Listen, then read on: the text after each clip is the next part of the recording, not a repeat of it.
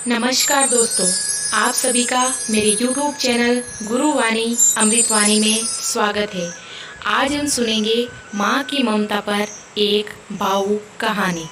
आइए शुरू करते हैं माँ की ममता की दिल को छू लेने वाली एक कहानी। एक छोटे से कस्बे में समीर नाम का एक लड़का रहता था। बचपन में ही पिता की मृत्यु हो जाने के कारण परिवार की आर्थिक स्थिति बड़ी दयनीय थी। समीर की माँ कुछ पढ़ी लिखी जरूर थी, लेकिन उतनी पढ़ाई से नौकरी कहाँ मिलने वाली थी।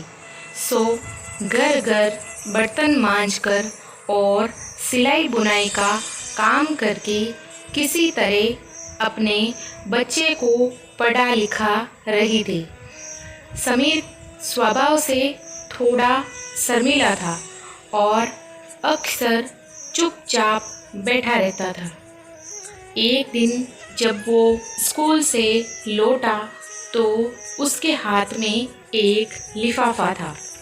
उसने माँ को लिफाफा पकड़ाते हुए कहा, माँ, मास्टर साहब ने तुम्हारे लिए ये चिट्ठी भेजी है, जरा देखो तो इसमें क्या लिखा है। माँ ने मन ही मन चिट्ठी पढ़ी और मुस्कुराकर बोली, बेटा, इसमें लिखा है कि आपका बेटा काफ़ी होशियार है। इस स्कूल के बाकी बच्चों की तुलना में इसका दिमाग बहुत तेज है और हमारे पास इसे पढ़ाने लायक शिक्षक नहीं है, इसलिए कल से आप इसे किसी और स्कूल में भेजें। यह बात सुनकर समीर को स्कूल न जा सकने का दुख तो हुआ, पर साथ ही उसका मन आत्मविश्वास से भर गया कि वो कुछ खास है और उसकी बुद्धि तीव्र है। माँ ने उसका दाखिला एक अन्य स्कूल में करा दिया। समय बीतने लगा। समीर ने खूब मेहनत से पढ़ाई की।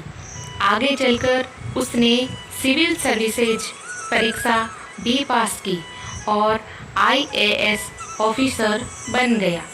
समीर की माँ अब बूढ़ी हो चुकी थी और कई दिनों से बीमार भी चल रही थी और एक दिन अचानक उनकी मृत्यु हो गई। समीर के लिए ये बहुत बड़ा आघात था। वे बिलक बिलक कर रो पड़ा।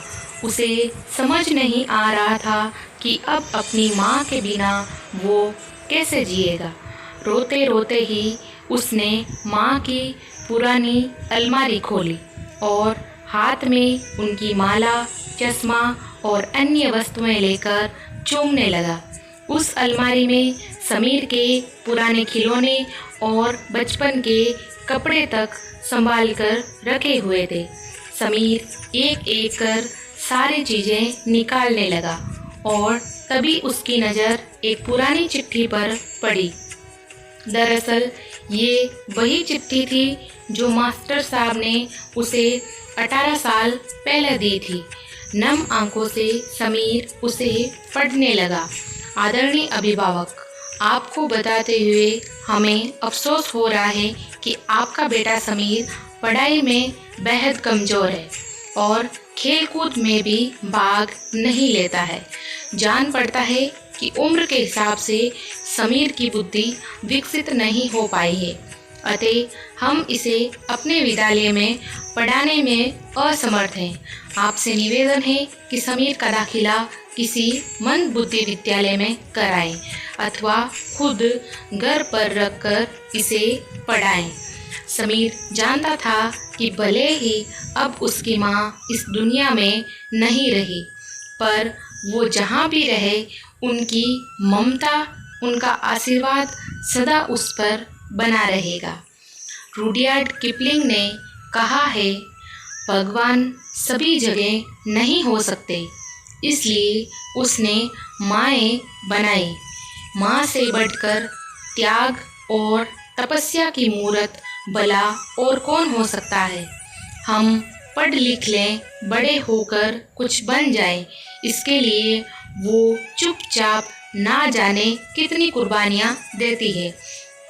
अपनी ज़रूरतें मार कर हमारे शौक पूरा करती है।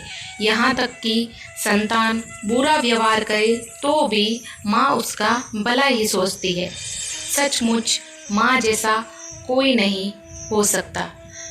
उम्मीद करते हैं आपको हमारी ये कहानी पसंद आई होगी।